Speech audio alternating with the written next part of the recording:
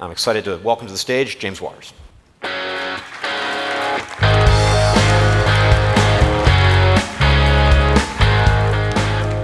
New York. Great to be here.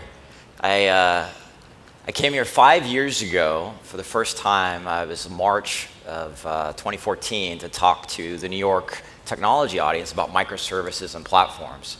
So it's really great to be here with the Kafka community today, kind of taking a health check on where we've gone as a community. And I think as Jay articulated, there's an exciting next gear that we're all finding together, what we're doing with these applications. My talk today is basically that there's these two fundamental things that I think you need in your organization as technology primitives to help you. And the two that I've come up with are everyone's going to need Spring Boot and everyone's going to need Kafka. And you might need other things, but those are the two things I see everywhere. When teams come to San Francisco to talk to me about where they're going as organizations, they kind of come in and they give me the quick introduction, and I'm waiting for it, right? They're like, well, we've chosen Spring Boot and we've chosen Kafka, and we'd like your advice from there. So the talk today is a little bit about how we're making a big bet in that ecosystem, and also the evolution of how we got there and how our thinking has evolved. And how I think it fits into that transition we've already been making to continuous delivery and microservices. The thing that our clients ask us to do are two primary things.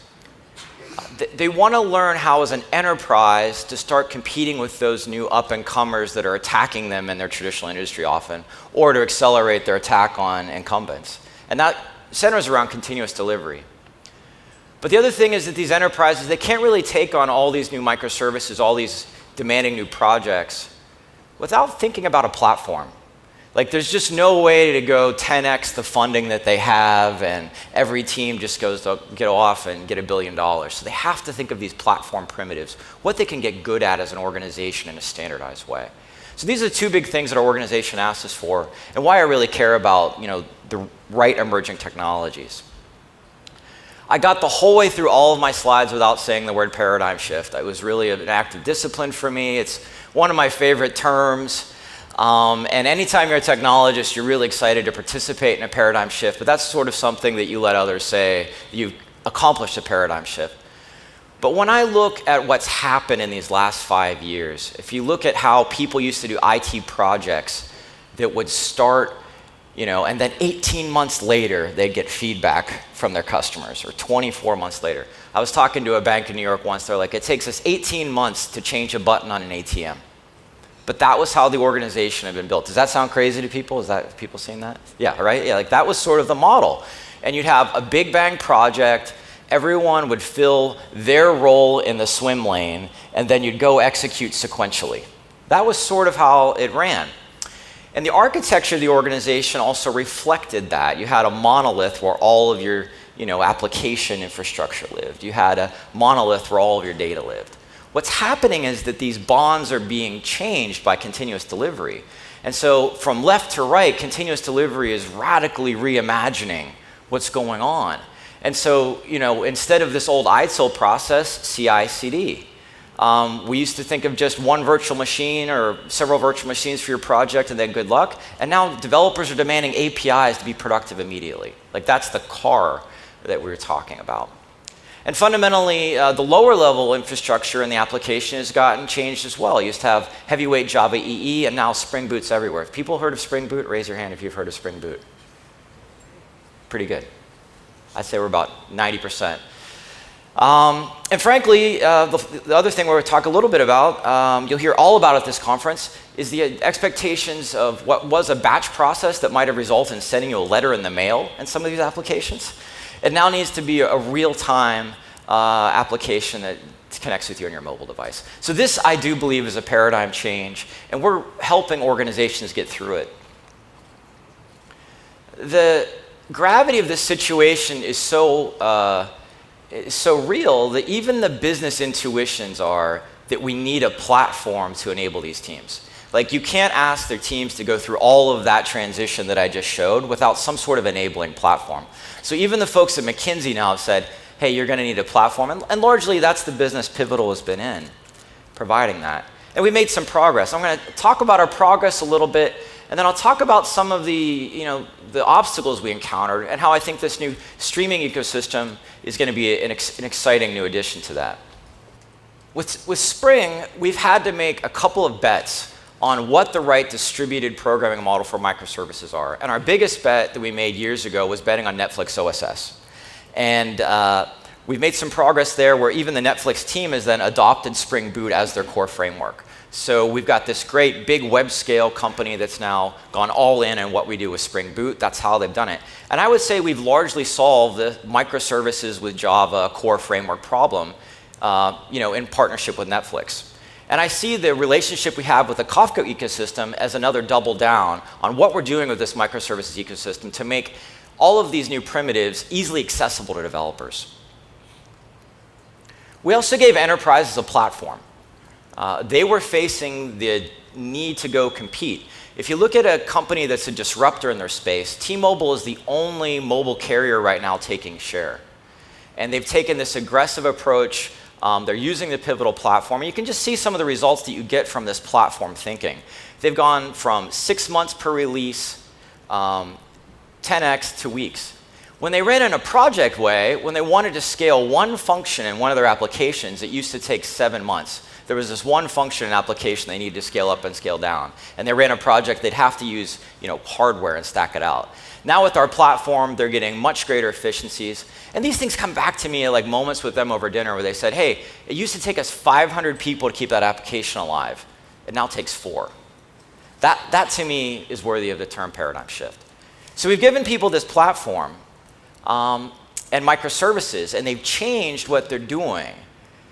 But if I'm here for one reason, it's this slide. Because this is sometimes where you hit, if you haven't reimagined the fundamental data infrastructure, if you haven't reconceived of how the teams are working together, you can get the quick early wins and then hit the wall of, yeah, but the data team owns that. Yeah, but that's a pretty thick monolith for us to go unpack. And so you get these wins, and oftentimes this is a huge win for them. They save tens of millions of dollars, they deliver for the customer, but they get stuck here. My passion around Kafka and this ecosystem is largely about what do we do after this? Is this familiar to folks? Like you might get some microservices wins and then there's still work to be done. So we really needed to help enterprises do a further fundamental rethink. And there's this term convergent evolution. Convergent evolution is why a shark and a dolphin look a little bit alike, because they're both competing and adapting to an environment that's similar. And I think what was happening is that some of the fundamental work being done by the team at Confluent and in the Kafka ecosystem was a convergent evolution to this event-based microservices world that we've been in at Pivotal. And so there's this fundamental ubiquitous language around events that we discovered to help people think of how they do microservices. And one of my favorite quotes to come out of the Kafka ecosystem when Neha came and spoke at Spring 1, she basically hinted that not only when you adopt a core infrastructure technology do you get a tool, you also get a way of thinking. And the biggest challenge for us is that the way some of those back-end systems think today, when they think in terms of, oh, there'll be a batch process that in 72 hours will spit out a result, that's a different way of thinking. The way monolithic technologies were built were also a way of thinking. And I'm very excited about this new way of thinking that we have with microservices. So what did we do? Confronted with having gotten only part of the way through a transformation at these organizations, we turned to a tool called event storming. And we've done hundreds of these app transformation engagements. This happens to be with a born-on-the-web company named StubHub. And StubHub came to us and they said, hey, we've got this good web application, but the way we've architected it, we really want a lot more velocity. Like we've gotten to cloud, but we need to get to continuous delivery. And I would say that's the trend. We're not just trying to change the infrastructure, we're trying to get to continuous delivery. And so we helped them unpack their monolith through this approach called event storming. And we learned some things through hundreds of these engagements with enterprises. This convergent evolution with the Kafka ecosystem happened for us. And what we learned is that the ubiquitous language that we can approach both a business person who's doing product management as well as a developer is thinking of these fundamental events. We also learned that the closer we stick to these events and to these bounded contexts, the better we keep the incidental coupling between services apart. Like the enemy as you start to do these transformations is you start to maybe decouple deployment, but topologically you still have incidental coupling and making a change without affecting everybody else. It's a distributed monolith. And the number one phrase that the team told me to repeat to everyone here in the audience today is tell, don't ask. And that helps you limit the incidental coupling. And so we see this as the next evolution of where we want to go with microservices. We want to make the contracts between these teams more event-based, more explicit. And we also want to enable that next exciting use case. And I think as we talked about that convergence of the data-centric use cases as well as the next business application use case in these platforms is what's so exciting. And I'm going to talk a little bit about those next. So we believe this is the new platform. It's based on a new set of principles. It's built for the world of that left to right, where you want to do continuous delivery with autonomous teams, and you want to have data-enriched applications that are really going to allow you to go compete. They achieve arbitrary scaling and scope across enterprises. One of the coolest things about building a microservice platform for me was watching how fast you could get onboarded. Like we had customers where they said, we went from 0 to 40,000 containers in 9 months. We've onboarded 900 developers in 6 months. And when you have this scalable primitive at the heart of your enterprise that anyone can come in, grab self-service, go be productive, go show their boss, that's just an incredibly powerful thing, and that's a platform. So you might think of this as, oh, hey, we've got these new autonomous teams. They're working across the Stream platform. They're using Spring Boot, etc. I want to show you the most important line on this diagram, though. It's between the people. And no matter what we do with the fundamental application infrastructure, the number one critical to success is these teams have to talk. They have to discuss how they're actually going to evolve these contracts between these microservices. And the work that we do is really here just to enable that top arrow. If you could take one thing away, is that it's not just a technology solution. The technology is there to reduce the toil, allow you to be productive quickly. But unless you're having conversations about how you're evolving the product, how the APIs between those teams need to work, and keeping awareness about the incidental coupling, we're here as a platform to help enable you to have those conversations. Don't forget that part. Probably the number one key to success I've seen is you have everyone betting on a few common primitives and then everyone in a Slack channel talking about it. Because imagine one team, one person in an organization trying to go tell everybody, here's how to do this new pattern, versus suddenly everyone's using similar patterns and educating each other. That's the number one key to success we've seen. So this approach has had immediate impacts. In the back half of this, I'm going to go through them quickly, give you some highlights. So this is one of these days in San Francisco, and a really big, important bank comes in, and they say the classic thing, we're using Spring Boot and Kafka. And we start diagramming their architecture and what they want to do. And they said a really important thing, and this is back to that critical to success factor. They said, we know we need platforms to allow us to focus on the evolution of our microservices. That's what we want to focus on. So now I got really interested. I was like, these are real players. So the second thing they did is they started talking about Kafka in the same way that Martin Kleppmann talks about Kafka. And they showed me their diagram where everything coming in externally was written to Kafka first, and then this polyglot approach after that. And they started saying, we really count on Kafka for consistency, strict ordering. We can replay everything. There's durability. There's audibility. And these are these exciting paradigm-shifted moments where the technology has allowed them to reimagine how they think of data. They got cross-cloud replication out of the box as well. This is happening all over banking. I really think in the banking ecosystem, this approach of event-based microservices is going to become the norm over the next 5 years as people take on new payment APIs, even new core banks. Very exciting use cases there. There's also, as Jay mentioned, real-time inventory.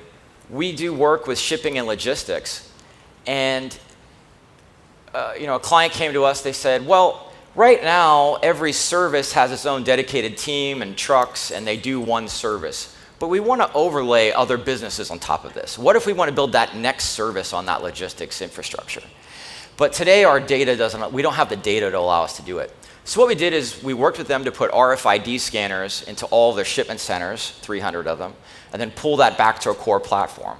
And we can now compute in real time how much room there is left on every truck every day and where there are opportunities for. The other thing we did, though, is we prepared them for the unexpected or unanticipated use cases, and now they've added additional business services to that logistics shipping. The thing I'm going to point out in the next 2 slides is, tell me where the data processing Spring Boot apps begin and end, and where this more traditional business APIs begin and end. You can't tell in these architectures. Data processing to real-time applications are in this beautiful spectrum across the Spring Boot and Kafka platform. This one is a mind-blowing project we're working on right now, and we have permission to talk just about enough of it. How would you build a service to monitor a whole country? Like, how would you do that in the old CRUD app MySQL world? Could you even do it? I don't believe you could. And this actually has far-reaching consequences, beyond technology that I won't touch. But people came to us, they said, we want to monitor an entire European country to keep it safe. Again, the approach and the architecture here, without going too deep into it, is that between data ingestion, stream classification, and then ultimately building event-centric microservices to take action. At the end of the day, what this application does is it watches everything going on in a country, it ingests that data, and it helps analysts curate and do connections between everything that's happening. So it says, oh, someone was just arrested here, and there was previously an issue here, and then we saw this on a video here. Oh, hey, take a look. I think that's incredible. But you couldn't do this in the old project way either. Just thinking of it from your organizational structure. If you tried to plan this out 3 years in advance, you wouldn't be able to do it. So they're constantly changing the models and the applications to generate these alerts. And that's where continuous delivery in this new architecture are really shining. You could never have built this application before. It's pretty exciting. Finally, the power of working with legacy and enterprises is paramount. Things don't really matter in an enterprise to some extent until you can show them how it helps them on their legacy. Because there's such an organizational investment in that. They've got so much going on with it. I'm really excited to see, this is Express Scripts who's spoken at Kafka Summit before as one example, but many others using this pattern, where you use change data capture to allow that legacy to enrich the event microservices stream. And so we've worked with organizations as part of app transformation to do these CDC-like use cases where we say, we're going to enable these microservices teams to access legacy data without going through the legacy interfaces. And I think this is a huge promising area for the streaming platform ecosystem to really get inevitability. Because when you can do these new greenfield applications, when you can build applications that could never been built before, and you're applicable to legacy, and you have these scalable operational abilities, that's really profound. So what does that mean for Pivotal? What's our approach? Well, we're all in. We've been doubling down on our investments in Spring Kafka. There's some great demos that you'll see here today. And the idea is that every Spring Boot developer, and there's 4 or 5 million of those in the world, 60 million downloads a month of Spring Boot, we want to make it as simple as possible to add this streaming paradigm to their tool belt. So if you want to add case streams, right within Spring Streams, you can do that. And you don't have to know too much about configuring and managing the interfaces to Kafka. You can just be a Spring Boot developer and do that. I think this is really powerful. Building around that, of course, we've got a caching product called PCC. As part of that CDC-style use case, cache and validation is a big one. We're going to plumb that right into our cache system. We've got a great new thing called Pivotal Function Service, which brings this event-centric approach to infrastructure management. Should that infrastructure exist and not exist as part of event density? That's something that we're doing. Tell you more about that.